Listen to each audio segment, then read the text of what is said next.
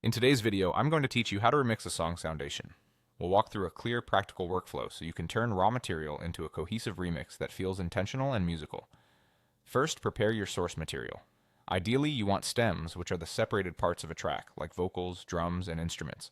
If the original creator has shared a .sng project file, that can save time because it's already structured for Soundation. Always make sure you have the right to use the audio you're working with. A little prep here goes a long way. Place your files in an easy-to-find folder so you can stay organized throughout the session. Next, import your audio or MIDI into Soundation. Just drag and drop your files into the arrangement area, and Soundation will create new channels for each one. Label your channels clearly, like lead vocal, kick, or bass, so you can navigate quickly as your project grows. Color coding is a simple touch that helps you spot sections at a glance. Before arranging, match the project's tempo and key to the original song. Check the song's BPM and key, then set those in your Soundation project. This makes time alignment and musical blending straightforward. When you're browsing Soundation's sound library, use filters for BPM and key to find loops that already fit. If a loop feels slightly off, double check that both BPM and key match your session.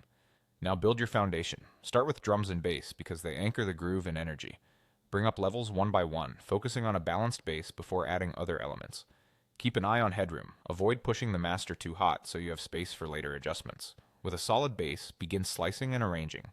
In the arrangement area, cut, move, and duplicate sections to form an intro, verse, and chorus. Try shortening or extending parts to create momentum and duplicate catchy moments to emphasize hooks. Use the grid to keep edits tight and listen for smooth transitions as sections flow into each other. Finally, add your creative flair with effects and careful balancing. Select a channel and reach for reverb to add space, delay to create echoes, or filters to shape tone and build transitions. Subtlety often works best. Adjust wet-dry mixes in effect order to keep the song clear.